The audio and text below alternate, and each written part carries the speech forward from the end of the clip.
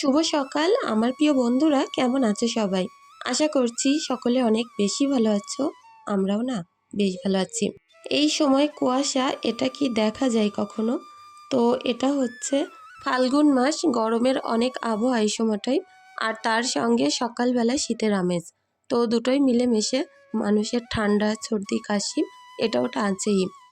অনেকখানি শরীর খারাপ, জ্বর, ঠান্ডা, কাশি, আমার অ্যালার্জির কারণে এগুলো সারছেই না। তো ওই কারণে ঠিকমতো তো ভিডিও দিচ্ছি না। গলার ভয়েস তো অনেক খারাপ ছিল, এখন একটু কথা বলতে পারছি। তো চলো, এই যে কুয়াশার মধ্য থেকেই কাজগুলো করা শুরু করে দিই। ভাবলাম বেলা হলে শুরু করব, কিন্তু বেলা হলে করতে গেলে না অনেকখানি লেট হয়ে যাবে। এখন থেকে শুরু করলে তাই কত বেলা হয়ে যাবে। এই বড় উঠোন, সংসারের কাজকর্ম, রান্নাবান্না সবটাই তো একা হাতে করব। আর বিশেষ করে এখন যেহেতু ঈদের আগে, এই সময়টা চেষ্টা করি না সব সময় ঘরবাড়ি টিপটপ রাখতে। এখন থেকে যদি একটু তড়িঘড়ি করে করি তাহলে ঈদের আগে কিন্তু কাজ অনেক কম থাকবে। কারণ রোজা থেকে একসঙ্গে বেশি কাজ করা একদমই সম্ভব না। তবে এইবার রোজাগুলো কাটছে অনেক ভালোভাবে, একদম কোনো রকম কষ্ট নেই। আর বলতে পারো যে রোদ্দুরের যে তেজটা সেটাও কিন্তু এখনও হয়নি। তো চৈত্র মাসে গিয়ে রোদ্দুরের তেজটা ভালো রকমভাবে বোঝা যায়। আগেরবার রোজা ছিল পুরো চৈত্র মাসের দিকে, যার কারণে কিন্তু একটু কষ্ট হয়েছে, কিন্তু এইবারের রোজাগুলো অনেক সহজ। তো চলো সুন্দরভাবে উঠোনটাকে পরিপাটি করে ঝাড়ু দিয়ে নিই। চারিদিকে নোংরা, তার মাঝে দেখো এত ঘাস, এর ভিতর থেকে না ময়লা বার করা অনেক কষ্ট। তো ছোট একটা মুড়ো ঝাঁটা নিয়ে ময়লাগুলো বার করে নিলাম। আর এখন চলে এসেছি এই পাশের উঠোনে। এখানটায় কাল বিকালে অনেক কাঠ কাটা হয়েছিল, তো ওইগুলো সরানো হয়নি। পাতাগুলো আমি ওই কর্নারটায় রাখছি, আর উঠোনটা পুরো ক্লিন করে নেব। তো আমাদের এই পাশটা একটা খই গাছ আছে, ওটাকেও কেটে দেওয়া হবে। তো ভাবছি এই উঠোনটা একদম পুরো ফাঁকা করে ফেলি। খই গাছের যে কাঁটাগুলো, ওগুলো একদম কোনায় কোনায় রেখে দেব। কারণ এই যে উঠোনের মাঝখানে রাখলে বাচ্চা কাচ্চা ঘোরাঘুরি করে, কাঁটা টাটা ফুটে যাওয়ার ভয় আছে। তো এই সব জায়গাগুলো ফাঁকা রেখে বাদবাকি যে কোনাগুলো যেগুলোই যাওয়া হয় না, ওই দিকটাই খই গাছের কাঁটা টাটাগুলো রাখবো। তো এত বড় উঠোন অনেক কষ্ট করেই ঝাড়ু দিতে হয়, সকাল সকাল লাগলে পরে হয়ে যায়। এই জায়গা দিয়ে পাইপ দিয়ে পানি নিয়ে যাচ্ছিল, যার কারণে কিন্তু এই জায়গাটা ভিজে আছে। খুব সুন্দর করে ক্লিন করলাম। আর এখানটায় অনেক ছোট ছোট গাছ, তারপরে আমার মেহেন্দি গাছ আছে। তো সমস্ত পাতা পড়ে এই সময়টা না একদিন ঝাড়ু দিলে পরের দিন যা তাই অবস্থা হয়ে যায়। তো সৃষ্টি পাতাটাতে একদম একাকার অবস্থা, দেখে মনে হবে কতদিন ঝাড়ু দেওয়া হয় না। আর উঠোনটা ফেটে দেখতে পারছো কি বাজে অবস্থা। তো যাই হোক, এই ময়লাগুলো টেনে নিয়ে কর্নারটায় ফেলে দেব। এই সমস্ত পাতাগুলো কিন্তু শুকিয়ে আমি জাল দিই, এতে করে তো গ্যাস তো খরচা হয়ই না। আর উঠোন কাটানোর নোংরা আমার আর জমা থাকে না, জাল দিয়ে পরিষ্কার হয়ে যায়। তো সুন্দরভাবে এই কোনাকানি ঝাড়ু দিয়ে ঘরে প্রচুর কাজ, সবটাই শেয়ার করব। লম্বা একটা পাইপ দিয়ে রেখেছে, একজনেরা আমাদের বাড়ির ওপর দিয়ে পানি নিচ্ছে। তো মোটরটা এক্ষুনি ছেড়েছে, আবারও পানি তুলবে। এপাশ ওপাশ দুপাশ তো ঝাড়ু দেওয়া হয়ে গেল। আর এইবারই সামনেরটুকু ঝাড়ু দিলে হয়ে যায়। তো ছোট মুড়ো ঝাঁটা নিয়েছি, যাতে করে যত ফাটাই নোংরা টোংরা আছে একদম খুঁটিয়ে খুঁটিয়ে বার করতে পারি। তোমরা হয়তো ভিডিওটা খুব সহজে অল্প টাইমে দেখতে পারো, কিন্তু এর পিছনে না প্রচুর খাটনি, অনেকটা সময় লেগে যায় প্রত্যেক দিন আমার এই উঠোন পরিষ্কার করতে। আর এইটুকু বাকি আছে, এটুকু ঝাড়ু দিলেই কমপ্লিট। এই যা বাড়িতে নারকেল পাতাও উঁচু করা আছে পুরো ঝুড়ে ঝুড়ে, এগুলো মিনিমাম আমার 1 মাস রান্না হয়ে যাবে। তো বর্ষাকালে গিয়ে শুধু কাঠের জাল দেব, আর এই টাইমটায় পাতা খোলা জাল দিয়ে শেষ করে ফেলবো। তো এই শানটারও অবস্থা অনেক খারাপ, এখানটাও পরিষ্কার করে নেব। আনাজ কানাতে যে কত পাতা পড়েছে, এগুলো রোজ ঝাড়ু দিই আর রোজ একই অবস্থা হয়ে যায়। তো এরকম একটা মাস একটু বেশিই পাতা পড়বে, তারপরে গিয়ে আবার আস্তে আস্তে একটু কমে যায়। তো চলো মুরগিদেরকে এক্ষুনি এর ভিতরে ছেড়ে দিই। তো এই যে ছোট্ট ছোট্ট বাচ্চা কেনা হয়েছিল, একটু বড় হয়েছে আগের থেকে, এগুলো আমি এরকম ট্যাপারি চাপা দিয়েই ঢেকে রাখি। একটু বড় হয়ে গেলে তারপরে ফার্মের মধ্যে দিয়ে দেব। এই মুরগিগুলো পুষলে না আমাদের আর মুরগি কিনে খেতে লাগে না। ছোট ছোট মুরগি সবসময় 8টা 10টা 15টা এরকম করে না বাড়িতে পুষে রাখি, যাতে করে বাড়ির মুরগি খেতে পারি। ডিমও খাওয়া যায়। বড় একটা মুরগি আছে, সে তো 1 লাগার ডিম পেড়ে যাচ্ছে। এই প্রায় 3 মাস ধরে ডিম পাড়ছে। আর আমার হাঁসগুলোকে দেখো, ছোট্ট ছোট্ট হাঁসগুলোও কিন্তু এখন অনেক বড় হয়েছে। চলো রাজহাঁসগুলোকে এবার ছেড়ে দেব। আমার এই ফার্মটার মধ্যে একটা ডোব রাখা আছে, এখানটায় রাজহাঁস, আমার যে মুরগিটা ডিম পারে সেইটা, ওদেরকে এখানে রাখি। তো ফার্মে একেবারে পুরোপুরি ছেড়ে রাখতে পারি না, ডোবে তুলে দেয় সন্ধ্যাবেলা করে, আর ওরা কিন্তু সুন্দর উঠেও যায়। তো দেখো রাজহাঁসগুলো দেখতে দেখতে কত বড় হয়েছে, মনে হচ্ছে সেদিন তোমাদের সঙ্গে শেয়ার করলাম যে কত ছোট্ট ছোট্ট বাচ্চা এনেছি। গ্রামের পরিবেশে এই সকল জিনিস কিন্তু দেখতেও অনেক ভালো লাগে। আর দেখো এখন উড়ে উড়ে কোথায় চলে যাচ্ছে, সারাদিন বাড়ির সামনে ঘোরাঘুরি করে, দেখতেও ভালো লাগে। তো এখন বাসনের পাহাড় আনলাম, এগুলোকে মাজা ধোয়া কমপ্লিট করতে হবে, তারপরে আরও অন্যান্য কাজ করব। আজ ঘরে প্রচুর কাজ, আর বিশেষ করে আমি যেহেতু সিমরানকে ঈশাকে নিয়ে স্কুলে নিয়ে যাই, আমার আরও দ্বিগুণ এখন কাজ বেড়েছে। সিমরানকে অনেক সময় তো আমি গাড়িতে করে দিয়ে আসি, আর ঈশাকে তারপরে আবার বাড়িতে এসে নিজে গুছিয়ে নিয়ে চলে যাই। তো ওই কারণে কিন্তু সারা দিন বলতে পারো বাইরে বাইরেই কেটে যায়। আগে যেমন সারাদিন বাড়িতে থাকতাম, টাইমে ভিডিও দিতাম তোমাদের সাথে, আর এখন সারা দিনটাই কাটে প্রায় বাইরে। ব্লগ রিক্তা ঘোষ প্রোফাইল থেকে বোন অনেক সুন্দর কমেন্ট করেছো। বোন বলেছো দিদিভাই ভিডিওটা অনেক ভালো লাগলো, অনেক ভালোবাসা রইল, অনেক দূরে এগিয়ে যাও। কুদ্দুস প্রোফাইল থেকে অনেক হার্ট দিয়েছো, তোমাকেও জানাই অনেক অনেক ভালোবাসা। তানিশা ব্লগ প্রোফাইল থেকে বোন বলেছ, দিদিভাই তোমার যে বারান্দাটা, আমারও ওরকমই বারান্দা, আমি রং দিতে চাই। তুমি যে রঙগুলো করেছিলে তোমার যে সিঁড়িতে, সেগুলো কি আছে না উঠে গেছে? আমাকে বলো, একটু সুবিধা হবে আমার। তো আমি যে সিঁড়িতে রঙগুলো দিয়েছিলাম সেগুলো কিন্তু সেইভাবেই আছে, শুধু আমার যে নিচের সিঁড়িটা বর্ষার সময় পুরো 3 মাস ওর উপরে পানি জমা ছিল, যার কারণে তার রঙগুলো একটু একটু উঠে গেছিলো। তো দেখতে বাজে লাগতো বলে আমি পুরো রঙটাই নিচের সিঁড়িটা তুলে দিয়েছি, আর বাদবাকি সব রঙই কিন্তু আছে। কি বলতো, এই রঙগুলো করলে যদি ওপরে করা যায়, যেখানে পানি বসে না থাকবে, যেমন বাথরুমে অটোমেটিক পানি থাকে, এরকম জায়গায় রং দিলে থাকে না, কিন্তু অন্যান্য এরকম বারান্দা, ঘর, সিঁড়ি, এই সকল জায়গায় দিলে মিনিমাম 5-6 বছর তো ভালোভাবেই থেকে যাবে। তো যা করো মিস্ত্রির কাছ থেকে একটু শুনে নিও, ভালো হবে। এমডি আবিদ হোসেন প্রোফাইল থেকে বোন বলেছ যে আপু তোমার ঈদের আগাম শুভেচ্ছা রইল, আর রমজান মোবারক। তোমাকেও জানাই অনেক অনেক ঈদের শুভেচ্ছা।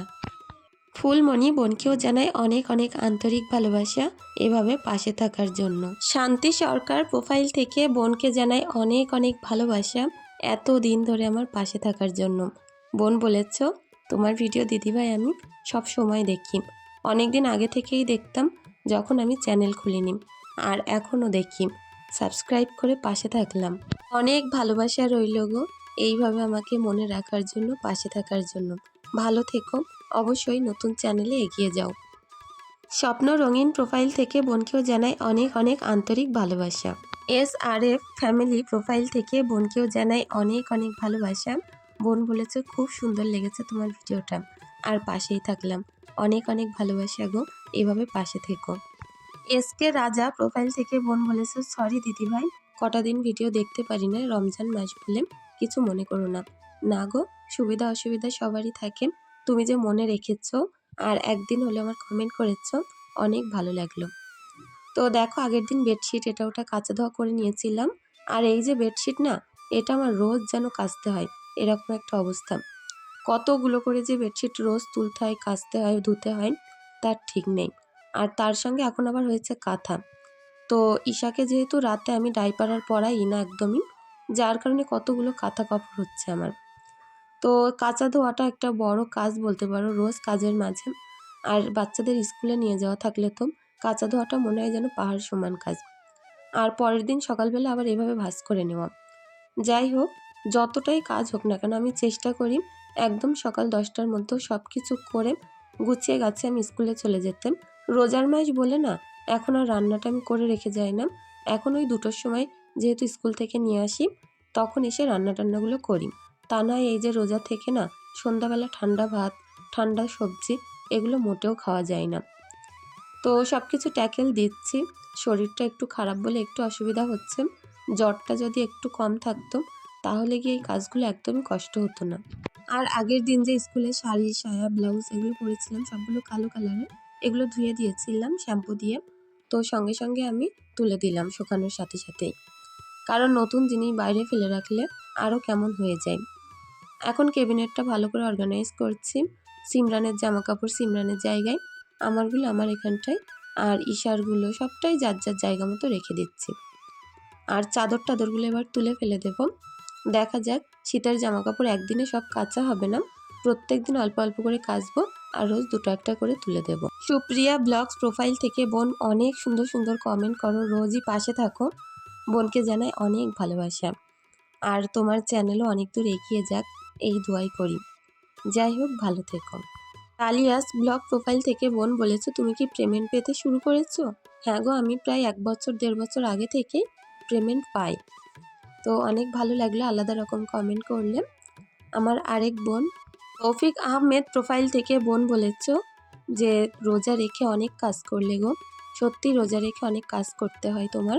আর তোমার পুরনো শোকেজটার ভিতরটায় কি আছে একদিন একটু দেখিও। পুরনো শোকেজের ভিতরে তেমন কিছু নেই গো, এমনি ওই বাদ দেওয়া দুটো একটা জিনিসপত্র, জামা কাপড়, যে চুড়িদারগুলো আমি পরি না, গায়ে টাইট হয়ে গেছে, ওই সকল জিনিসপত্রই আছে, তবু একদিন দেখিয়ে দেব। যাই হোক, সিমরানের পড়ার টেবিলটা এখন গুছিয়ে নিচ্ছি। এই জায়গায় যে কত জিনিসপত্র এলোমেলো থাকে আর রোজ গুছিয়ে নিতে হয় কি বলবো। তো ছোট্ট ছোট্ট জায়গাগুলোকেও যদি আমরা সুন্দর করে অর্গানাইজ করে রাখতে পারি, এইরকমই কিন্তু সুন্দর লাগে। রোজার মাসে একদম সকাল থেকে রাত পর্যন্ত সারাদিন কাজ করলেও কাজ শেষ হয় না। অন্যান্য সময় কি হয়, 10টার ভিতরে রান্না বান্না কাজকর্ম সবটাই হয়ে যায়, আর রোজার মাসে রান্না কাজটা বাকি থাকে, এটা করা, তার সঙ্গে সন্ধ্যা ইফতারির গোছানো জোগাড় করা, এগুলো কিন্তু অনেক বড় কাজ। আমিনা ইসলাম আখি, মৌসুমি বোন, তোমাদেরকেও জানাই অনেক অনেক ভালোবাসা। নূরজাহান খাতুন প্রোফাইল থেকে বোন আগের দিন ভিডিওতে ফার্স্ট কমেন্ট করেছিলেন, সকলের প্রথমে ভিডিও দেখার জন্য কিংবা কমেন্ট করার জন্য তোমাকে জানাই অনেক অনেক ভালোবাসা। তোমরা যখন এরকম ফার্স্ট কমেন্ট করো সত্যি অনেক ভালো লাগে, কারণ সবার ফার্স্ট কমেন্টটা কিন্তু আমি দেখি, আর ভিডিও ছাড়ার সঙ্গে সঙ্গে মনে হয় যে কি লিখলো একটু দেখি, তো ফার্স্ট কমেন্টটা কিন্তু আমি সবার আগেই দেখি। আর অন্য কমেন্টগুলো পরে একটা সময় করে দেখি। কী হয় বলো তো, যে ভিডিওটা ছাড়লাম তারপরে আর সময় হয় না ফোনে হাত দেওয়ার, তো দেখা যায় সন্ধ্যাবেলা সিমরান ঈশাকে নিয়ে পড়াতে বসলাম, তখন মনে হয় এবার একটু দেখি কে কী কমেন্ট করলো, তাদের রিপ্লাই দিতে হবে, তো সেই কারণে পরে সেইগুলোকে আর কি দেখে নিই। যাই হোক, আমি কিন্তু সবার কমেন্টই পড়ি আর দেখি। রুনা মণ্ডল বোনকেও জানাই অনেক অনেক আন্তরিক ভালোবাসা। দেখো, দুটো ঘর টিপটপ করে গোছাতে গেলে কিন্তু অনেকখানি সময় দরকার হয়।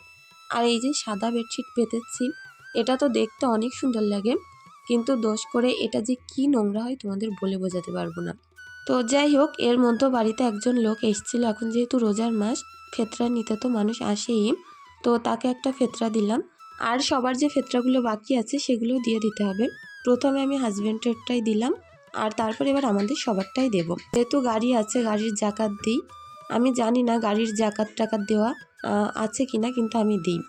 আর আমার খুব বেশি গয়না নেই যে জাকাত দেওয়া লাগে, তারপর আমি চেষ্টা করি আমাদের গাড়িটা চালাই রাস্তার উপরে থাকে, তো ভালো সুস্থভাবে যাতে থাকতে পারে, তার জন্য কিন্তু আমি রোজার সময় জাকাতের মতোই আর কি শাড়ি কিংবা বাচ্চাদের প্যান্ট জামা এরকম কিনে দিয়ে থাকি। তো যাই হোক, তোমাদের ওদিকে কত করে ফেতরা হয়েছে আমাকে জানিও। আমাদের এদিকে 75 টাকা করে। এদিকে দেখো, ঈদ আসার আগেই কিন্তু টুকটুক করে একটু একটু করে কাজ এগিয়ে নেওয়া শুরু করছি।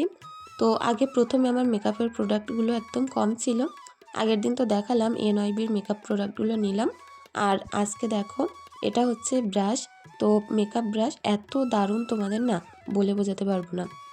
তোমরাও যদি মনে করো যে যে কোনো জায়গায় ব্যাগে করে নিয়ে যাবে, ছোট্ট মেকআপ ব্রাশ এরকম একটা বাক্স সমেত হলে ভালো হতো, তো এরকমভাবে কিন্তু তোমরা অর্ডার করতে পারো। এটা মিশো থেকে অর্ডার করেছি, এর দাম নিয়েছে 130 টাকা। তো অনেক সুন্দর, অনেক ভালো, ছোট্ট ছোট্ট কিউট একদম মেকআপ ব্রাশ, তবে অনেক কাজের। একটা আয়নাও আছে, যে কোনো জায়গায় ঘুরতে গেলে বাক্সটা নিয়ে গেলে তো এটা কিন্তু আয়না দেখে দেখে মেকআপ করা যাবে বসে বসে। আর খুব ছোট্ট ছোট্ট জিনিস, অনেক কাজের, তোমরা দেখে বুঝতে পারছো অনেক মজবুত কিন্তু। যাই হোক, এই প্রোডাক্টগুলো দেখে আমার ঈশা তো পুরো পাগল হয়ে গেছে, কখন একটু বসে বসে মেকআপ করবে। আমি এর আগের বার অনেকবার মেকআপ ব্রাশ নিয়েছি যেগুলো বারবার খুলে আসতো মুখ থেকে, আর এগুলো পুরো ভিতর থেকেই কিন্তু পেস্টিং করা, অনেক সুন্দর, যাই হোক মিশো থেকে নেওয়া হয়েছে। তো চলো এবার রান্নাবান্নাগুলো কমপ্লিট করি। উনানে চলে আসলাম আর এখানে নারকেল পাতা দিয়ে জাল ধরিয়ে দিয়েছি। আজ করব একটু কাঁচকলা দিয়ে বড়ি। অনেক দিন মাছ খাওয়া হচ্ছে, মাছ মাংস না এগুলো আর ভালো লাগছে না। তো বাড়ির গাছের কাঁচকলা আর তার সঙ্গে বাড়ির বড়ি এগুলো আজকে রান্না হবে। তো যাই হোক প্রথমে পেঁয়াজ তারপরে কাঁচা লঙ্কা এগুলো আমি ফোড়ন দিলাম। আর এখানটায় আমি আজকে সজনের ফুল নিয়েছি। পুকুর ধারে একটা গাছতলায় পুরো সজনের ফুল পড়ে ভর্তি হয়েছিল, আমার মেয়ে এনে দিয়েছে। ভাবছি এই বিট ভাজা করব আর বিটকপির মধ্যে সজনের ফুলগুলো অ্যাড করে দেব। এই সময়টাই কিন্তু সজনের ফুল খাওয়া অনেক উপকার, বিশেষ করে যাদের অ্যালার্জির সমস্যা তাদের দিক থেকে তো অনেক ভালো। তো আমি চেষ্টা করব রোজ অল্প অল্প করে এখন থেকে সজনের ফুল রান্নার জন্য। আজ যে এত কাজ ছিল ঘরে দৌড়ে তোমাদের আর বলে বোঝাতে পারবো না। বাচ্চা কাচ্চা স্কুলে নিয়ে যায়, ঠিকমতো বাড়িতে থাকতে পারি না। আর যেদিন গিয়ে বাড়িতে থাকি এই দিন যেন কাজের পাহাড় লাগে। অনেক কিছু তো তোমাদের সাথে শেয়ার করিনি, কাঁচা ধোয়া তারপরে প্রচুর মাজা ঘষা করেছি। তো যাই হোক পুরো ভিডিও আমি দেখাতে গেলে অনেক বড় হয়ে যেত, যতটুকু পেরেছি চেষ্টা করলাম শেয়ার করতে। তো এখন এই যে এই কড়াটা বসিয়ে দিয়ে এখানে আমি ডয়রা কলা রাঁধবো। তার জন্য আদা রসুন বাটা, পেঁয়াজটাকে ভাজা করে নিয়েছি। তো আদা রসুনটা ভাজা ভাজা করে একটু পানি দিয়ে দিয়েছি।